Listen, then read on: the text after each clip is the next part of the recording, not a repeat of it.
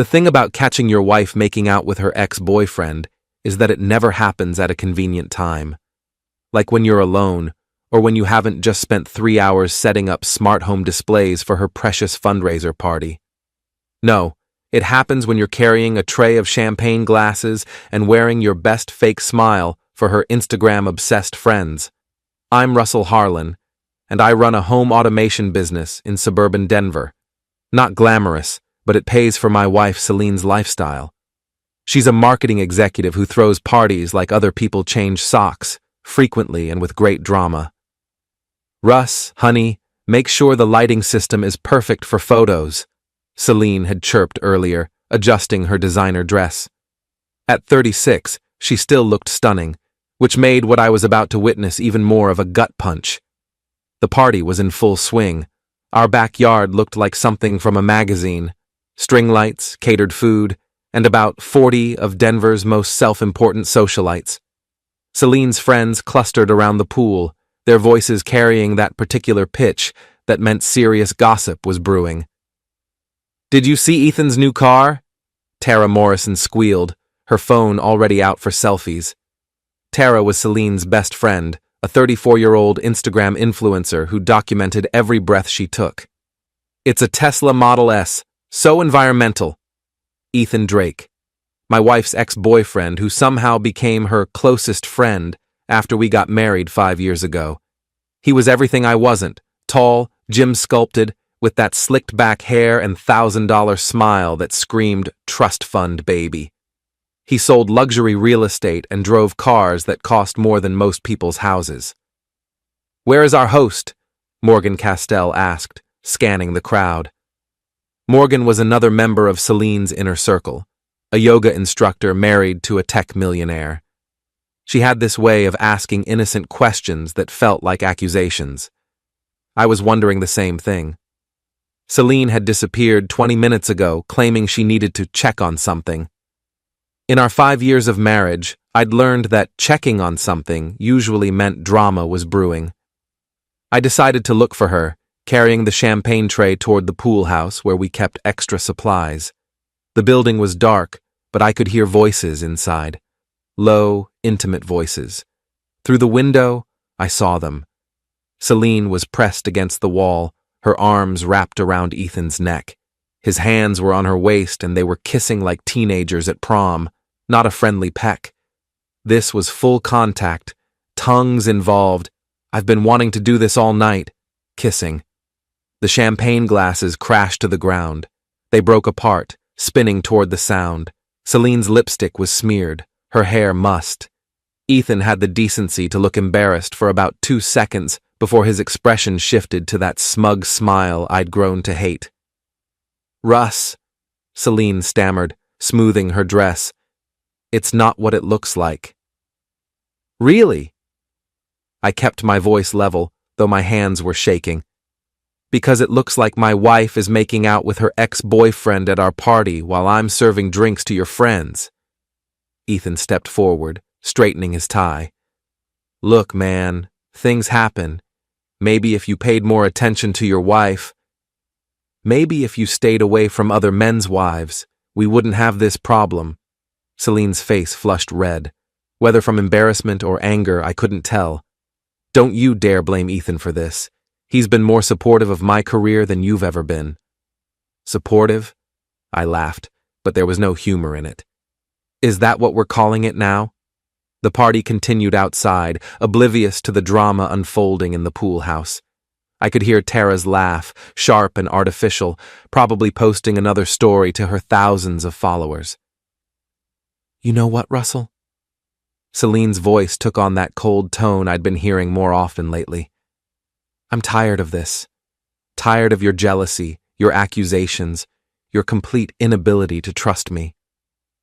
"My inability to trust you?" "I just caught you. You caught me having a moment with someone who actually understands me." She stepped closer, her eyes blazing. "Ethan gets my ambitions. He supports my dreams. When's the last time you did that?" Ethan nodded like a bobblehead. "She deserves better, Harlan." I stared at them both, these two people who thought they were so much better than me. Celine, with her designer everything and social media presence. Ethan, with his trust fund arrogance and complete lack of boundaries. "You want to know what I think?" I said quietly. "I think you've been planning this for months. All those late nights working on campaigns, all those weekend business meetings with Ethan, all those charges on our credit card for hotels I've never seen." Celine's face went pale. "You've been checking our credit cards?"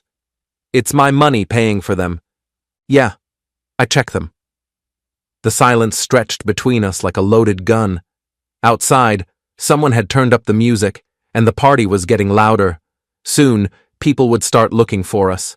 Then Celine said the words that changed everything. "You know what, Russell? I'm done with this marriage. I'm done with your paranoia and your small-minded thinking. So here's what's going to happen." She crossed her arms, looking every inch the marketing executive who was used to getting her way. "You're going to go out there, and you're going to apologize to Ethan for insulting him. You're going to tell our friends that you were wrong to accuse us of anything inappropriate. And then you're going to spend the rest of this party being the supportive husband I deserve." I blinked. "You want me to apologize? To him?" "That's right. And if you don't, I'm leaving you. Tonight. I'll pack my bags and move in with Tara, and you can explain to everyone why your wife walked out on you." Ethan smirked. "Sounds fair to me." I looked at my wife, really looked at her. The woman I'd married 5 years ago, who'd promised to love and honor me. The woman who was now demanding I humiliate myself to protect her affair. And I smiled. "You know what, Celine? You're absolutely right." Both of them looked surprised. They'd expected more fight, more begging, more of the doormat behavior I'd apparently been displaying for months. "I am?" Celine asked cautiously. "Absolutely. I should apologize." I pulled out my phone and started typing. "In fact, I'm going to do more than apologize. I'm going to make this whole situation crystal clear for everyone." "What are you doing?" Ethan stepped forward, trying to see my phone screen. "Just sending a quick message to my lawyer. You know, David Peterson. He handled our prenup." I looked up at Celine, still smiling. "Remember that prenup, honey? The one you insisted on because you were making more money than me at the time?" Her face went white. "Russell, what are you—" "The prenup that protects both our individual assets and businesses. The one that means if either of us commits adultery, we forfeit any claim to the other person's property." The pool house went dead silent, except for the distant party noise. "You're bluffing," Ethan said, but his voice had lost its confidence. "Am I?" I pocketed my phone. "Tell you what. Let's go back to the party. I'll make that apology you wanted, Celine. I'll tell everyone exactly what kind of man Ethan is and exactly what kind of wife I married. Then you can pack your bags and move in with Tara. Just don't forget to sign the divorce papers David's preparing." I turned to leave, then paused at the door. "Oh, and Celine? Next time you want to have an affair, maybe don't use the credit card that sends me automatic notifications for every purchase over $50. The Marriott downtown? Really classy." I walked out, leaving them standing there in the dark pool house, and headed back to rejoin my wife's party. After all, I had some apologizing to do. I woke up alone, which wasn't unusual anymore. What was unusual was the silence.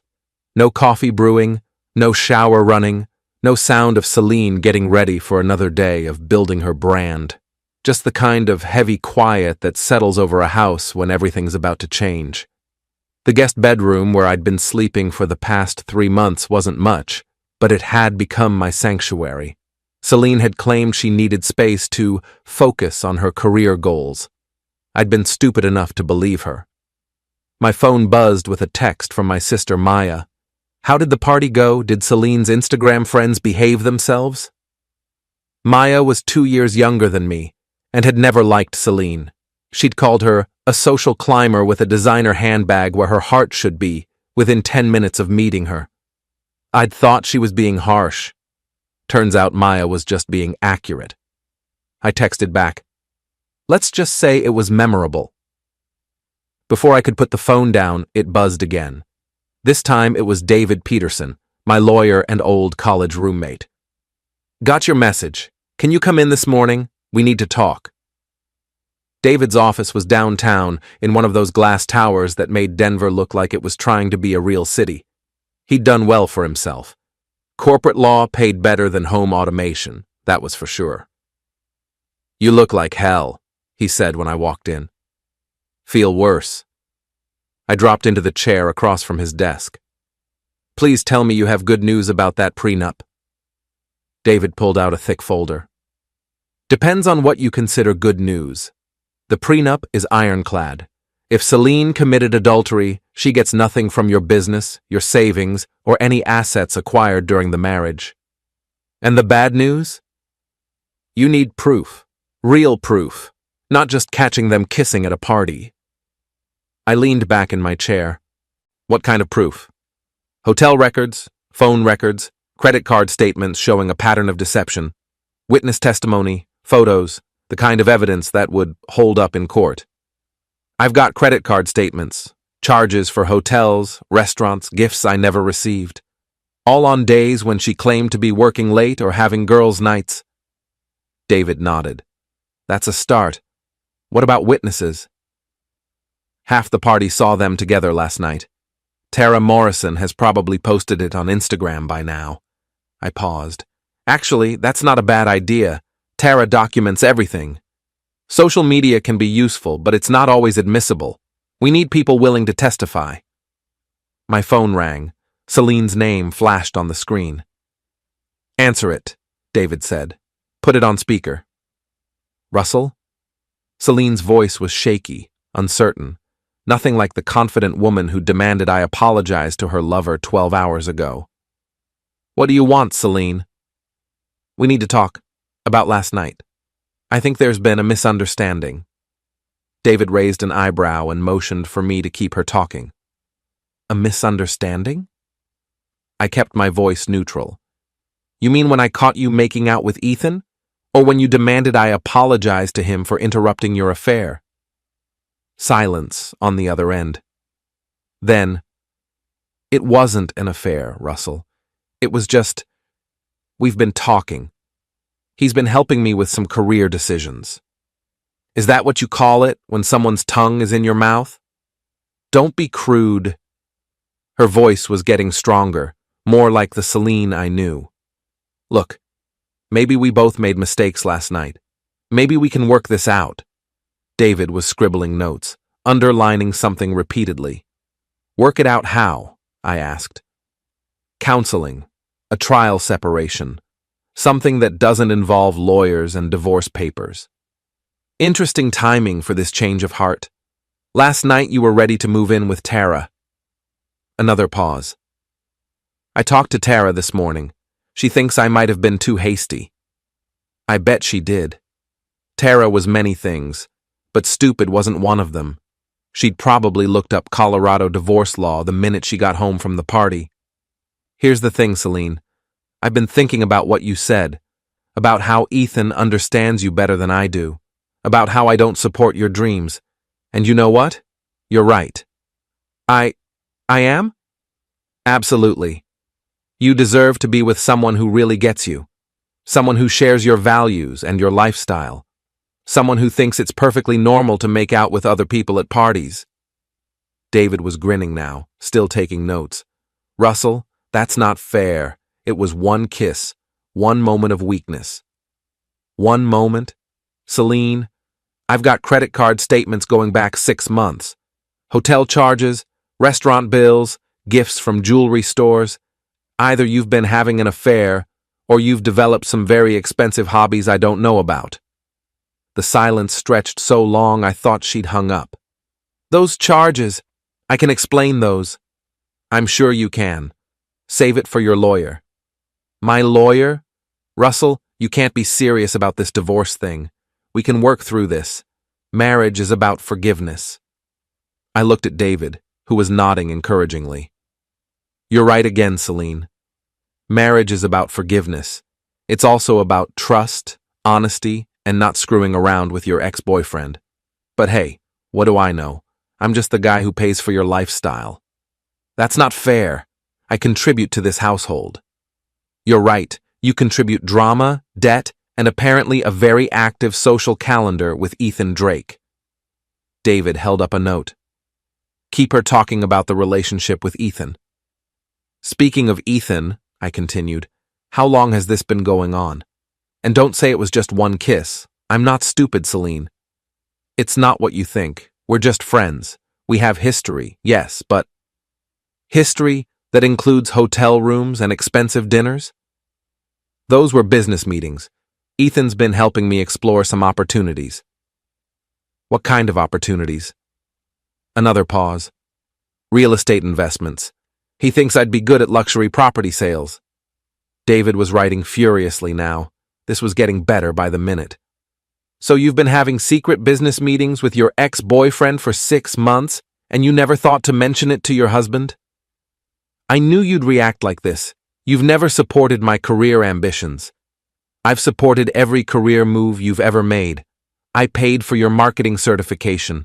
I've attended every company party, every networking event, every boring dinner with your colleagues.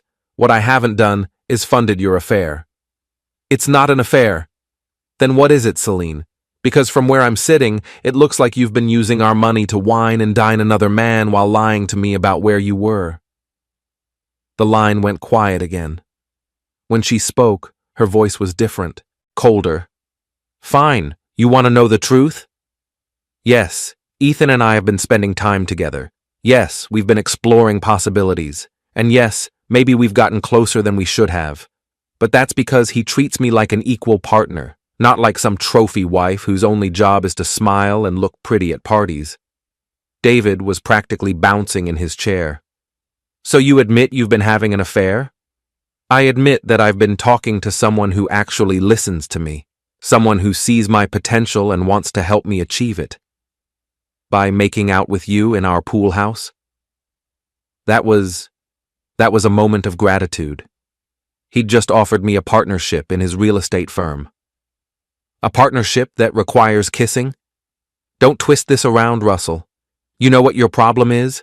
You're threatened by successful people. You can't stand that Ethan makes more money than you, drives a better car, lives in a nicer house. Now I was getting angry. You know what my problem is, Celine?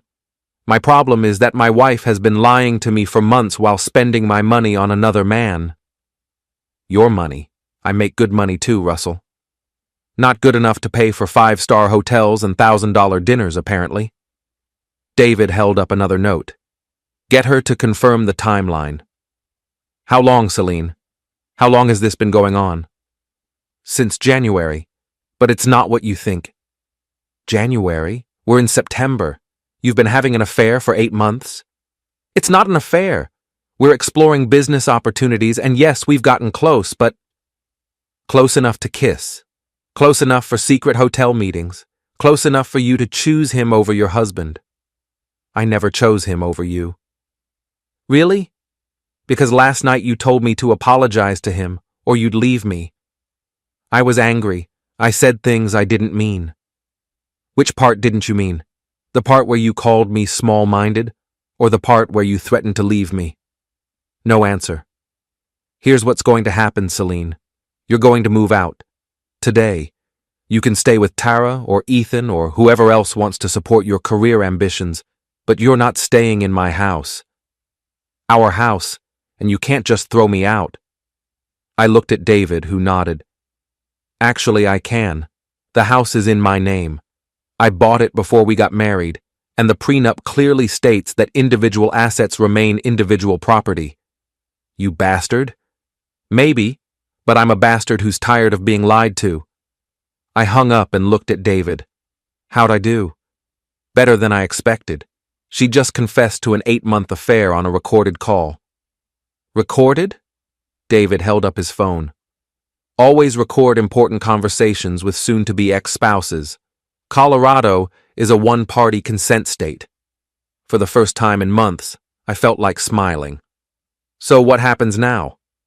Now we file for divorce based on adultery.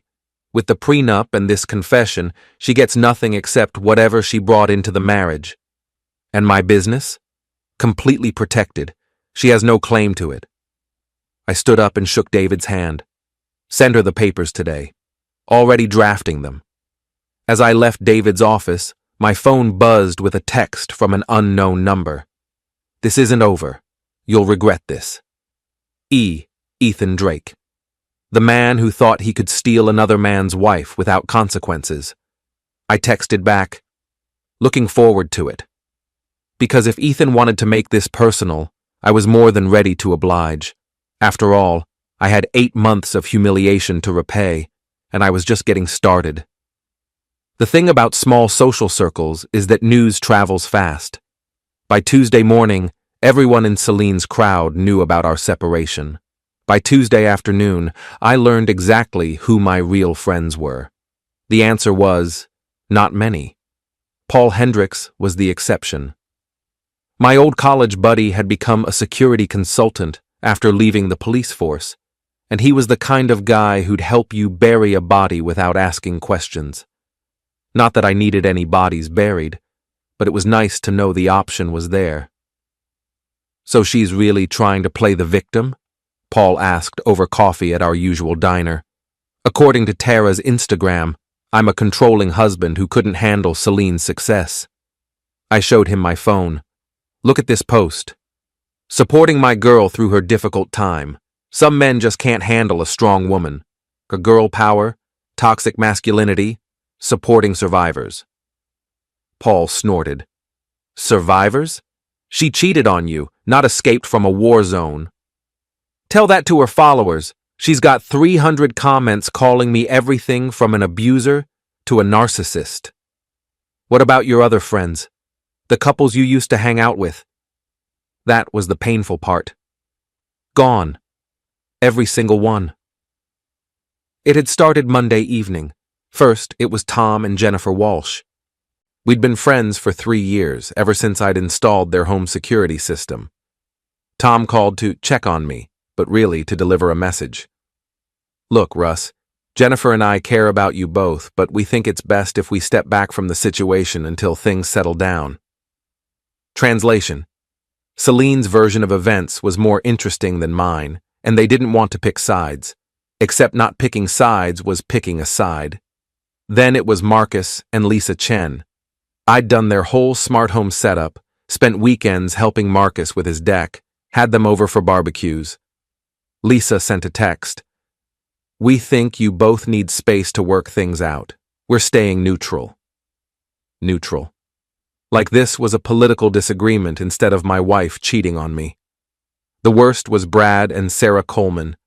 Sarah had been Celine's college roommate, and I'd thought Brad and I were genuinely friends. We'd watched football together, gone fishing, complained about our wives' shopping habits. But when I called him Monday night, he was ice cold. I've heard Celine's side of the story, Russ.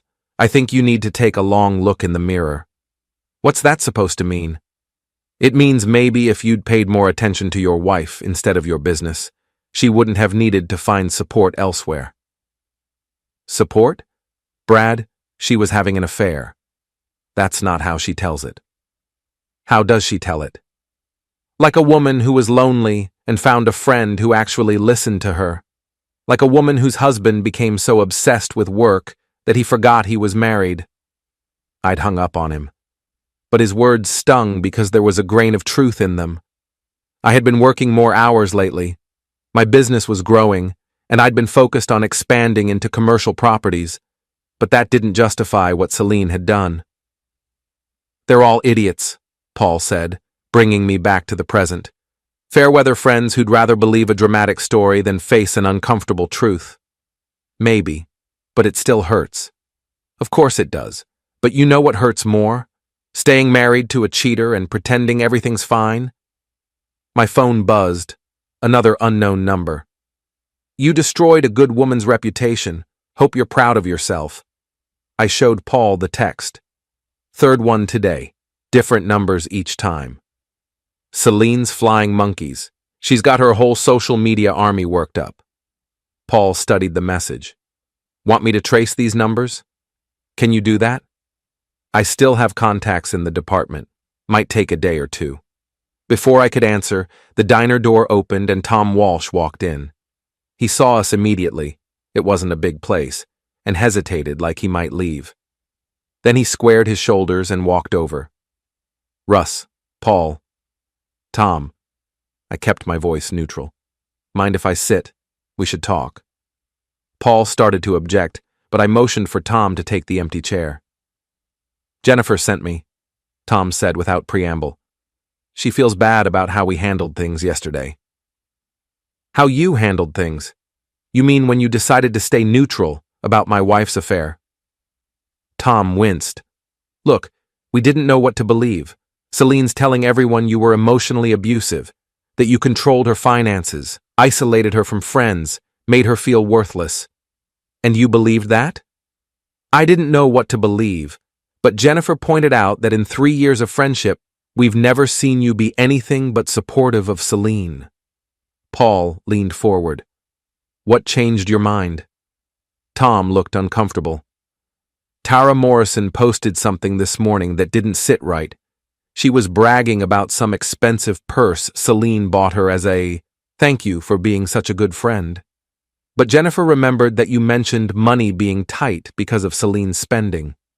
So if money was tight, how was Celine buying $1,000 purses for her friends? I pulled out my phone and showed him a screenshot of our credit card statement. She bought that purse the same day she had a business lunch with Ethan, charged to our joint account. Tom's face fell. Jesus, Russ. I'm sorry. Sorry doesn't fix anything, Tom. I know, but Jennifer and I want to make it right. We want to help. Paul was skeptical. Help how? We were at that party Friday night. We saw how Celine and Ethan were acting. Jennifer even commented on it at the time. What did she say?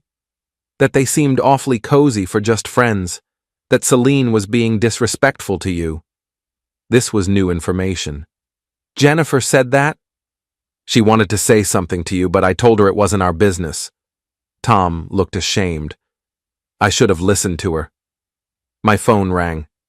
David Peterson. Excuse me? I told Tom and answered the call. Russ, we have a problem. Celine's hired Amanda Foster. Amanda Foster was Denver's most aggressive divorce attorney. She specialized in high-conflict cases and had a reputation for destroying her opponents. How big a problem? She's filed a counter-petition claiming emotional abuse and asking for spousal support. She's also requesting half your business assets. But the prenup? She's claiming the prenup is invalid because you coerced her into signing it. I felt the blood drain from my face. Can she do that? She can try. We need to meet this afternoon. And Russ, start documenting everything, every interaction, every text, every phone call. This is going to get ugly. I hung up and looked at Tom and Paul. Celine just hired Amanda Foster. Paul whistled low. The Barracuda? She's not messing around. Who's Amanda Foster? Tom asked. A lawyer who eats husbands for breakfast, Paul explained. She's the one who took that tech CEO for half his company last year. My phone buzzed with another text from an unknown number. Amanda Foster is going to destroy you. Should have treated your wife better. Then another. Hope you saved money for lawyers. You're going to need it. And another. Celine deserves everything you have. Abusers like you make me sick. They're coordinating this, Paul said, reading over my shoulder. This isn't random harassment. Someone's organizing Celine's supporters. Tom looked genuinely disturbed. This is crazy. Russ, you're not an abuser. Anyone who knows you would say that. Apparently not many people know me as well as I thought. My phone rang again. This time it was my sister Maya. Russ, what the hell is going on? Mom just called me crying because some woman posted on Facebook that you're an abusive husband. It's complicated, Maya. Uncomplicate it. Now. I gave her the short version, the affair, the confrontation, the divorce filing, and now Celine's counterattack. That manipulative bitch, Maya said when I finished. Mom's worried sick. She thinks she failed as a parent because she raised an abuser. Tell Mom I'm fine. This is just Celine trying to control the narrative. I'll handle Mom, but Russ, you need to fight back. You can't let her destroy your reputation. I'm trying. I hired David Peterson. Not just legally, socially. These people are spreading lies about you, and you're just taking it. After Maya hung up, I looked at Tom and Paul. She's right. I can't just play defense. What are you thinking? Paul asked. I'm thinking it's time to tell my side of the story. Tom nodded. Jennifer and I will back you up. We'll tell people what we saw at the party. Thanks, but I need more than that. I need proof that Celine's been lying about everything. Paul grinned. Now you're talking my language. What do you need? Everything. Phone records, hotel security footage, witness statements. If she wants to play dirty, I'll show her what dirty really looks like. My phone buzzed one more time. Another unknown number. This is just the beginning. We're going to ruin you. I showed it to Paul and Tom. Bring it on, I said out loud, hoping whoever was behind this could somehow hear me. I've got nothing left to lose. But that wasn't quite true. I still had my business, my house, and my reputation. And if Celine thought she could take those away with lies and social media campaigns, she was about to learn just how wrong she was. The real fight was just beginning. Amanda Foster's office looked like a museum dedicated to destroying men's lives. Awards covered the walls, each one representing some poor bastard who'd underestimated her. The woman herself was smaller than I'd expected, maybe 5'4" in heels, but she radiated the kind of cold confidence that made smart people nervous. Mr. Harlan, she said, without getting up from her desk, I understand you're refusing to negotiate. David and I sat across from her in chairs that seemed designed to make visitors feel small. Celine sat beside Amanda, looking nothing like the woman I'd married. Gone was the warm smile, the laugh that used to make me forget bad days. This version of my wife was all sharp angles and calculated expressions. There's nothing to negotiate, David replied. Your client committed adultery. The prenup is clear about the consequences. Amanda smiled like a shark scenting blood. The prenup your client coerced my client into signing while she was emotionally vulnerable? The prenup that was negotiated without proper legal representation? Celine had her own lawyer review it, I said. A lawyer you recommended. Celine spoke for the first time. A lawyer who was more interested in getting the deal done than protecting my interests. This was news to me. You said you were happy with the prenup. You said it protected both of us. I said what you wanted to hear because I was afraid of losing you. Amanda nodded approvingly. My client was young, in love, and financially dependent on you. The power dynamic made true consent impossible. She made more money than I did when we signed it, I pointed out, temporarily, and you made it clear that your support for her career was conditional on her signing your agreement. David leaned forward. Do you have any evidence of coercion? We have my client's testimony about the emotional manipulation she endured. We also have evidence of your client's controlling behavior throughout the marriage.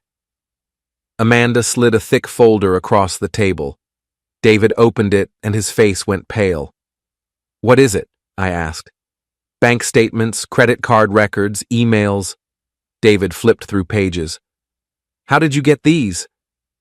My client provided them. They show a pattern of financial control and emotional abuse. I grabbed the folder. The bank statements were real.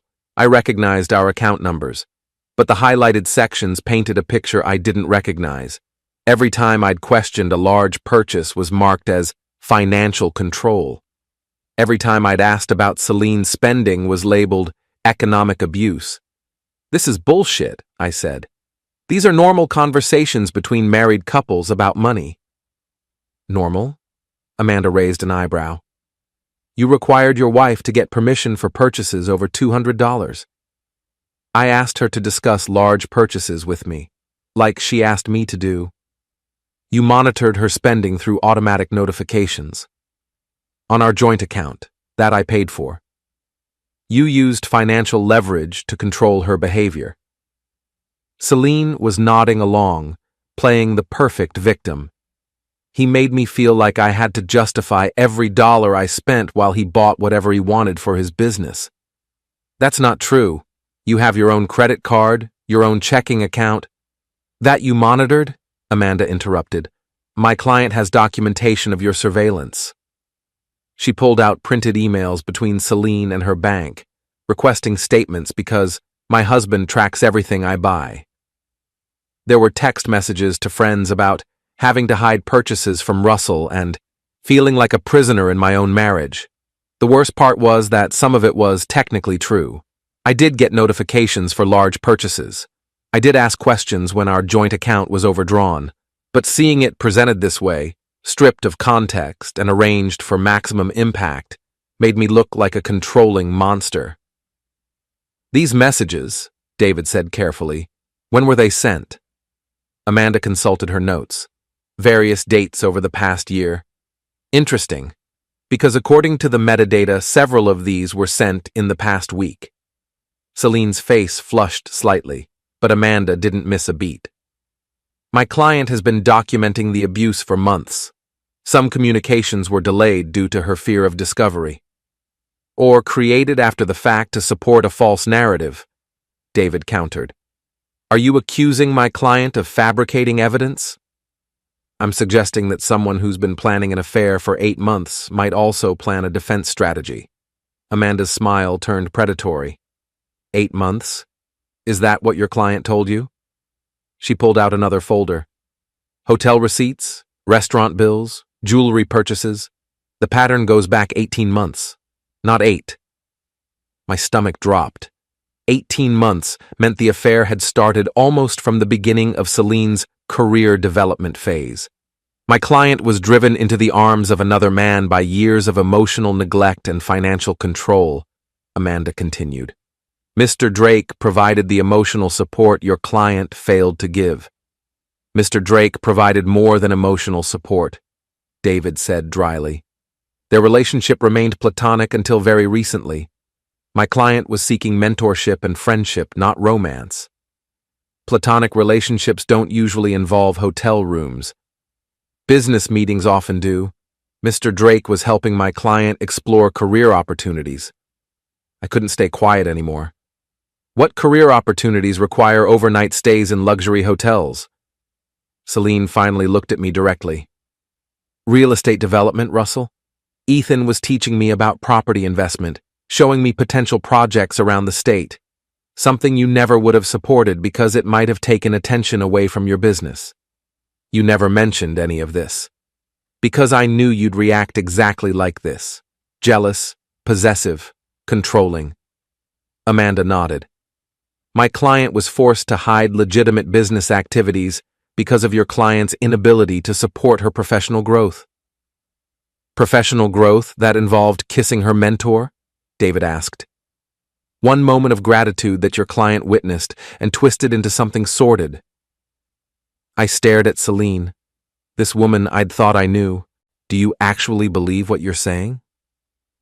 I believe that I spent 5 years trying to make you happy, while my own dreams died a little more each day. What dreams? You never told me about any dreams involving real estate. Because you never asked. You assumed I was content being the wife of a small-time contractor who installs smart doorbells for rich people. That stung because it was partially true. My business had grown from home automation into commercial security systems, but I wasn't exactly Bill Gates. Amanda sensed weakness. My client is seeking 50% of all marital assets, including your business, plus spousal support of $5,000 per month for 3 years. Absolutely not, David said immediately. Then we'll see you in court. And Mr. Harlan? Amanda looked directly at me. You might want to consider how this will look to your customers when the local news picks up the story of the abusive husband who drove his wife into another man's arms. After we left Amanda's office, David and I sat in his car in the parking garage. How bad is this? I asked. Bad. She's good at what she does, and she's built a compelling narrative. But it's all lies. Doesn't matter. Truth and legal truth aren't always the same thing. My phone buzzed with a text from Paul. Emergency. Meet me at your house, now. 20 minutes later, Paul was standing in my driveway holding a tablet and wearing the kind of expression that meant very bad news. The words hung in the air like smoke after a gunshot. Paul nodded once, sharp and decisive, the way he always did when the plan shifted from defense to offense. He was my oldest friend, divorce attorney by trade, pit bull by temperament, and right now he looked like a man who'd just been handed the keys to a demolition derby. We moved to my home office, the one room in the house that still felt like mine. No photos of Celine on the walls anymore. I'd taken them down the week she left, not out of anger, but because looking at her smile hurt more than the silence. Paul plugged his tablet into my monitor and pulled up a spreadsheet he'd already started compiling. First, he said, tapping the screen, we mapped the battlefield.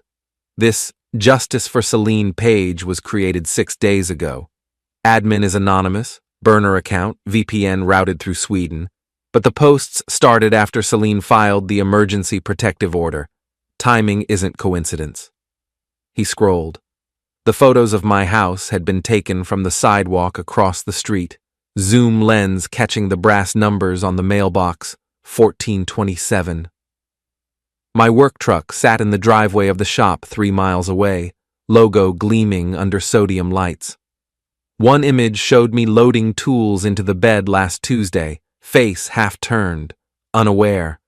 Stalker-level surveillance, posted with captions like, "Here's where the abuser hides," and "Call him out, let him feel what isolation is like." I felt the heat rise in my chest, not rage exactly, something colder, more focused. They think this scares me into settling. They think you'll fold, Paul corrected. Most men do when the mob shows up at the door, but you're not most men. He opened another tab, public records searches he'd already run. Celine's new address, a 1-bedroom rental 15 miles away, lease in her maiden name. Her attorney's website, glowing testimonials from other empowered women. A GoFundMe linked in the Facebook comments. Help Celine rebuild after abuse. It had raised $8,400 in 4 days, mostly small donations with messages like, "You got this, Queen," and "Stay strong, sister." Paul leaned back. She's monetizing the narrative, smart, also actionable. How? Defamation suit if the allegations cross into provable falsehoods. We start with cease and desist letters to the page admin and the loudest posters. Most will scatter when they realize there's real legal heat. The rest? We subpoena Facebook for IP logs, trace the burner. In the meantime, we flip the script. He pulled up a blank document and started typing. Step 1. Professional statement. I would issue a calm, factual public response through my business socials and a dedicated website Paul was already having built. No name-calling, no counter-accusations. Just, I respect the legal process. I have never engaged in abuse of any kind. I look forward to resolving this matter fairly in court. Step 2. Evidence preservation. Every text, email, bank statement, calendar entry from the last 3 years. Celine had claimed financial control.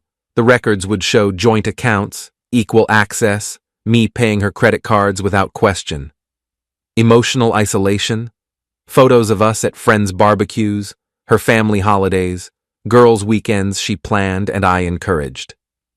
Step 3. Counter-narrative, subtle. I would reach out, quietly, to the handful of mutual friends who had gone silent. Coffee, not confrontation, just to listen. Most had already heard only her side. A few would remember the truth when prompted gently. Step 4. Security upgrade. New cameras at the house and shop, motion lights, signage warning of recording. If they wanted to film me, they'd star in my footage too. My phone buzzed again. Another unknown. Your wife deserves better than a controlling prick like you. I silenced it, then blocked the number. Paul watched me. They're trying to provoke a reaction. Yell, threaten, show up angry. That's gold for their story. Stay ice cold. I nodded. What's the timeline? Media will run with it tomorrow or the next day. Human interest, local angle, successful contractor accused of abuse. We get ahead. Tonight, you draft the statement. Tomorrow morning, we file for a temporary restraining order against the page if they keep posting your address. Harassment by proxy is still harassment. He paused, studying me. You sure you want war? Walking away quiet is still an option. Pay what she wants. Move on. I looked at the monitor, at the frozen image of my truck, my life reduced to pixels for strangers to judge. Then I thought of the nights Celine and I used to sit on the porch, planning the future. Kids, maybe, a bigger shop, vacations we never took because work always came first. Somewhere that future had cracked. She blamed me. I blamed us both. But I wasn't going to let her rewrite the story with lies while I stood mute. I'm sure, I said. Paul grinned, the first real smile since he walked in. Good. Then let's make them regret ever hitting post. That night, I didn't sleep. I sat at the desk until dawn, writing and rewriting the statement.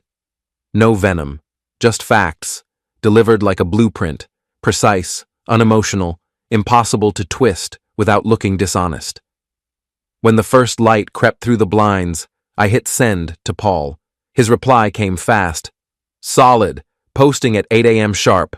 Brace yourself. I stood, stretched, walked to the kitchen and brewed coffee the way I always had. Black, strong, no sugar. Outside, the neighborhood was still quiet. No news vans yet, but they were coming. I sipped, watching the steam rise. For the first time since Celine walked out, I didn't feel like the villain in someone else's script. I felt like the man who was finally ready to write his own ending. The news van parked outside my house was from Channel 7, just like the reporter who'd called. Through my security cameras, I could see a blonde woman in a power suit practicing her concerned about domestic violence face while a cameraman set up equipment.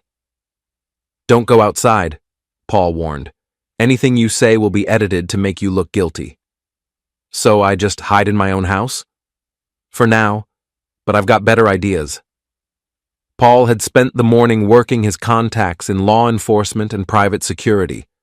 The results were spread across my dining room table like battle plans.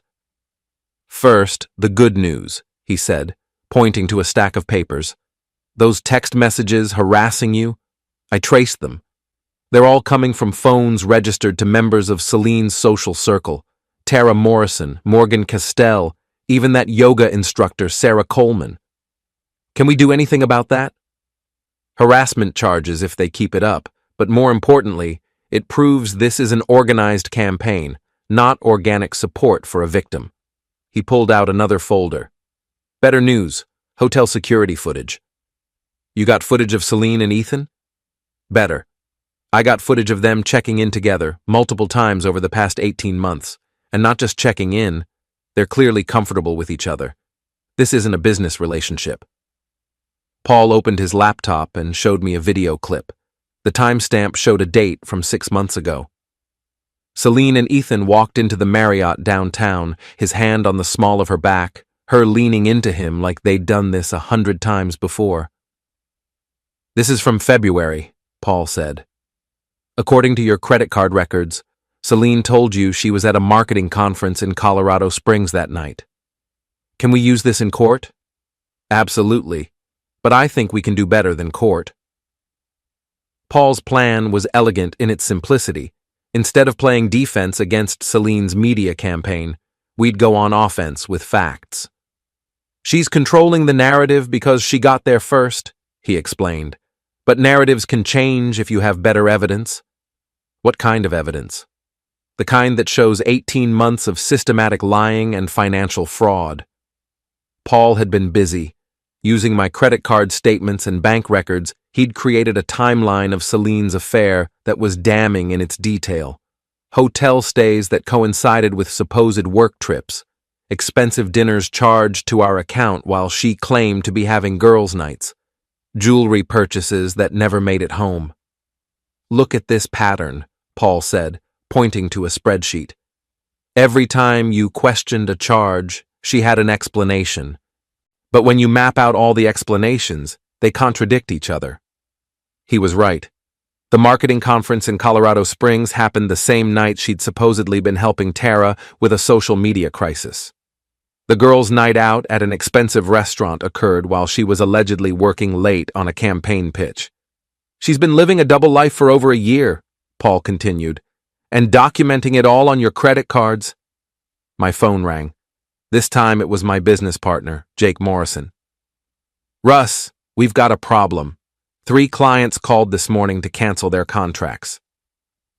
Jake and I had started the security business together 5 years ago. He handled the technical side while I managed client relationships. We'd built a solid reputation in Denver's commercial market. What reason did they give? Same story from all 3. They don't want to be associated with someone who abuses his wife. Jesus, Jake, you know that's not true. I know that, but they don't. Russ, there's a Facebook page with 5,000 members calling for boycotts of your business. They're posting 1-star reviews on Google, Yelp, everywhere.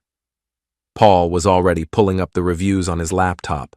Page after page of identical 1-star ratings with comments like, "Abusive husband doesn't deserve your business," and "Support survivors, not their abusers." This is coordinated, Paul said. Same language, same timing. This isn't organic customer feedback. Can we prove that? I'm working on it, but in the meantime, your business is getting destroyed. Jake was still on the phone. There's more, Russ. Channel 7 called our office. They want to interview me about what kind of person you are. What did you tell them? Nothing yet, but they're persistent. After Jake hung up, I looked at Paul. They're not just going after me. They're going after my livelihood. Then it's time to stop playing nice. Paul's counterattack plan was comprehensive. First, we'd file harassment charges against the people sending threatening texts. Second, we'd document the coordinated review bombing and report it to the platforms. Third, we'd release our own evidence to the media. The key is timing, Paul explained. We need to control the story, not react to it. He'd already contacted a friend at Channel 9, a competing news station that would love to embarrass Channel 7 with a better story. What's our angle?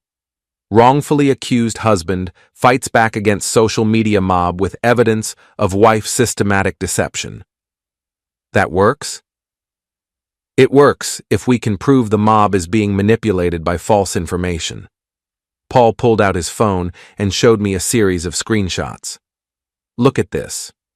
The Justice for Celine Facebook page was created 3 days ago, but it already has detailed posts going back weeks.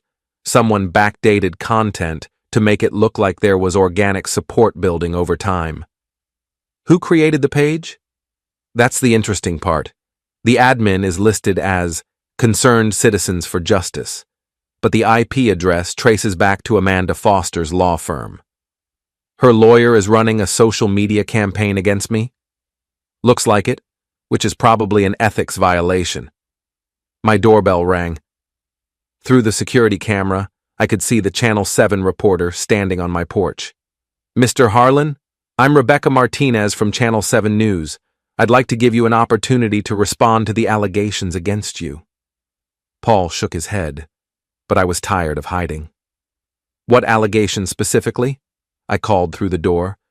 That you emotionally and financially abused your wife, driving her to seek comfort elsewhere. And you're basing this on what evidence? Your wife's testimony and supporting documentation. Have you seen any evidence that contradicts her testimony? A pause. What kind of evidence? Paul was frantically shaking his head, but I kept going. Hotel security footage showing an 18-month affair. Credit card records showing systematic deception. Text messages proving this harassment campaign is being coordinated by her lawyer. Another pause. Would you be willing to share that evidence? With a responsible journalist who's interested in the truth instead of ratings, yes. Can we set up an interview? Call my lawyer, David Peterson. If you're genuinely interested in investigating this story instead of just repeating accusations, he'll arrange something." After she left, Paul looked at me like I'd lost my mind. "Please tell me you have a plan." "I do. We're going to give them so much evidence that they can't ignore it. And when Channel 7 realizes they've been played by Amanda Foster, they're going to be very interested in a follow-up story. And if they just edit your interview to make you look worse?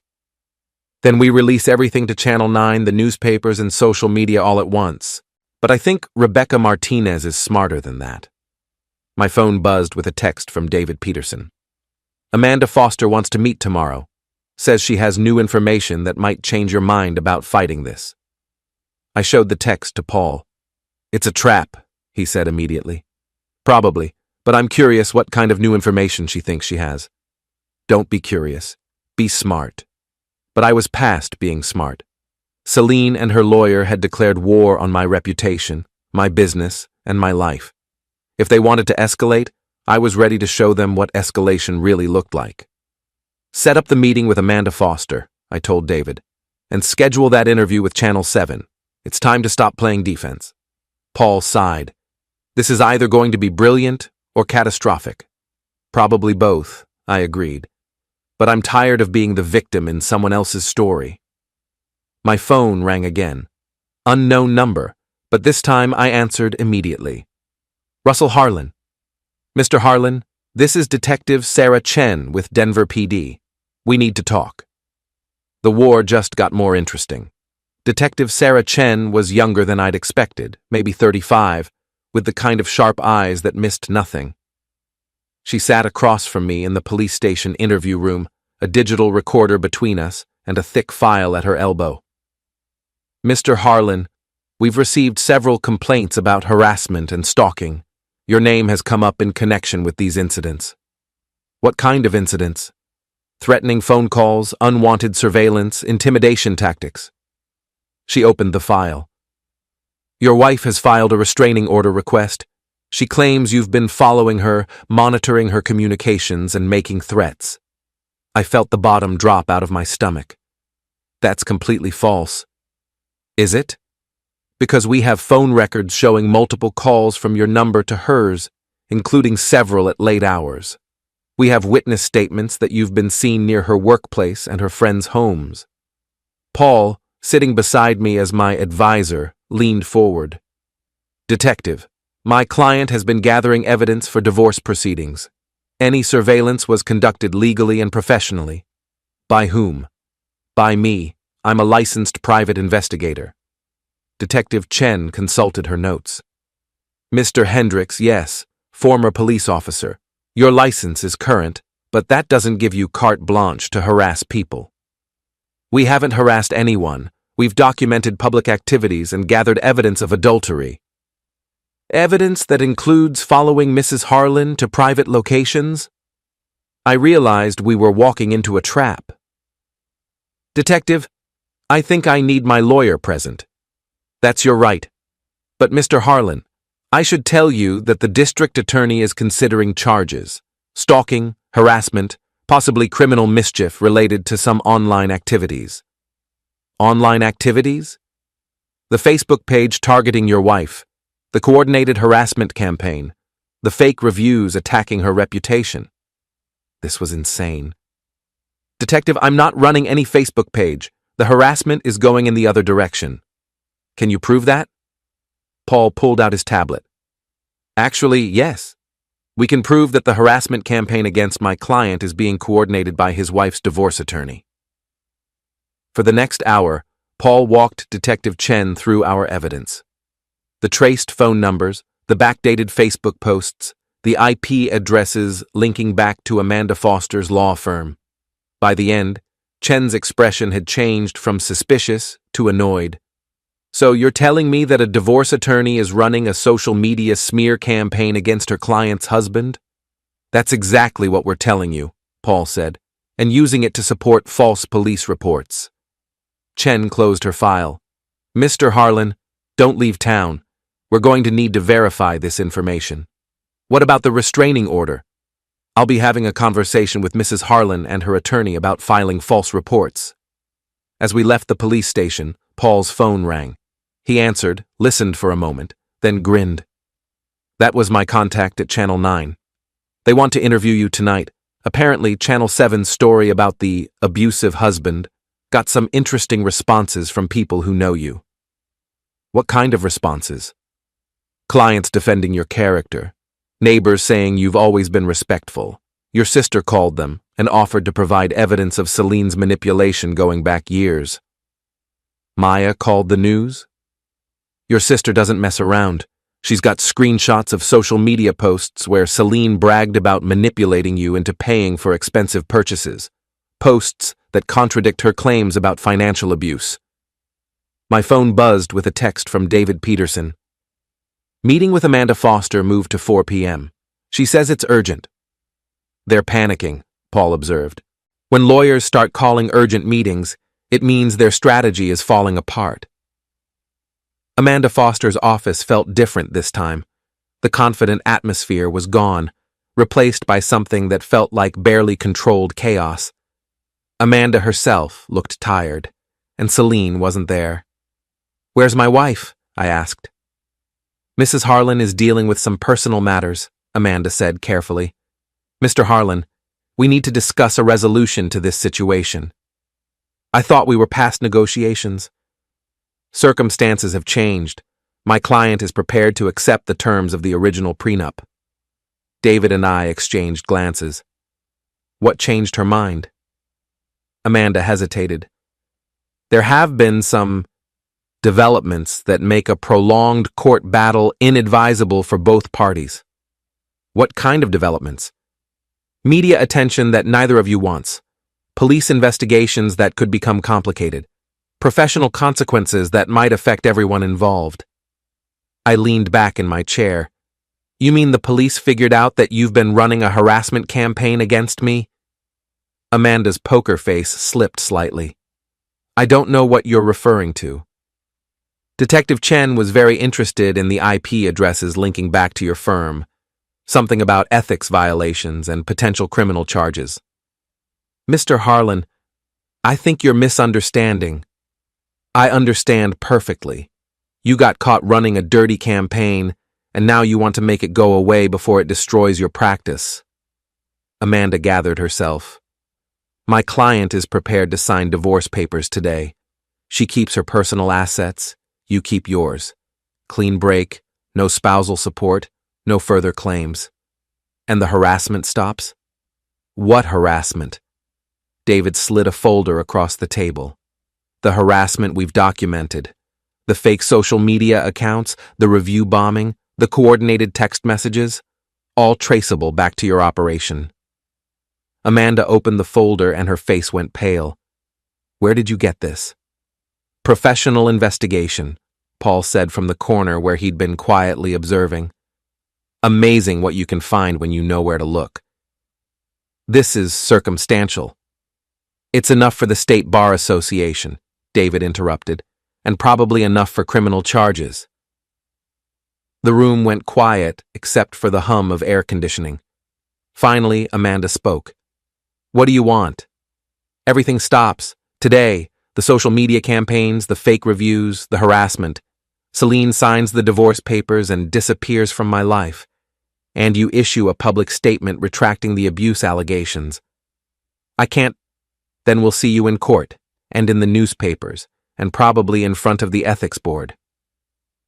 Amanda was quiet for a long moment. "I'll need to consult with my client." "You have 1 hour," David said. "After that, we go public with everything." As we left Amanda's office, I felt something I hadn't experienced in months. Hope. "Think she'll take the deal?" I asked David. "She'd be crazy not to. Her career is on the line." My phone rang. Rebecca Martinez from Channel 7. "Mr. Harlan, we've been investigating your story further. I think we owe you an apology." "What changed?" "We found some inconsistencies in the information we were given. Would you be available for an interview this evening? We'd like to set the record straight." "What kind of inconsistencies?" "The kind that suggest we were deliberately misled by people who should have known better." After she hung up, Paul grinned. "They figured out they were played. How do you know? Because Rebecca Martinez just became very interested in the story of how a divorce attorney manipulated the media to destroy an innocent man's reputation. That's a much better story than local man accused of abuse. My phone buzzed with a text from an unknown number, but this one was different. I'm sorry. I never meant for it to go this far. See, Celine, finally ready to tell the truth. I showed the text to Paul and David. Don't respond, David advised. Let her lawyer handle communications. But 30 minutes later, Amanda Foster called with Celine's answer. My client accepts your terms. She'll sign the papers today. And the public statement? Will be issued within the hour. And the harassment? Ends immediately. That evening, I sat in my living room watching Channel 7's retraction. Rebecca Martinez looked appropriately serious as she explained how the station had been provided with incomplete information about a domestic abuse case and how their investigation had revealed a coordinated campaign to mislead the media and the public. She didn't name Amanda Foster directly, but she didn't need to. Anyone paying attention would connect the dots. My phone had been buzzing all day with messages from people who'd seen the news. Jake called to say that 3 clients had already called to reinstate their contracts. Tom and Jennifer Walsh sent a text apologizing for doubting me. Even some of Celine's former friends were reaching out, claiming they'd never really believed the allegations. The doorbell rang. Through the security camera, I could see a delivery truck. The envelope contained signed divorce papers and a brief note from Celine. I'm sorry for everything. You deserved better than what I gave you. Too little, too late, but at least it was honest. Paul raised a beer in toast. To surviving the war. To winning it, I corrected. My phone buzzed one last time, a text from Ethan Drake. You got lucky this time. I showed it to Paul, who laughed. Some people never learn. I typed back, luck had nothing to do with it. Next time you want to steal someone's wife, make sure you can afford the consequences. Then I blocked his number and deleted the conversation. The war was over. I'd lost a wife, but I'd kept my business, my house, and my reputation. More importantly, I'd learned who my real friends were and what I was capable of when pushed too far. 6 months later, my business was thriving. I'd started dating a woman who actually appreciated honesty, and Celine was living in another state, working for a real estate company that didn't know about her recent legal troubles. Amanda Foster had quietly settled the ethics complaint against her and now specialized in much less dramatic areas of law. And me? I was finally free to build the life I actually wanted instead of the one someone else had planned for me. Sometimes the best revenge is simply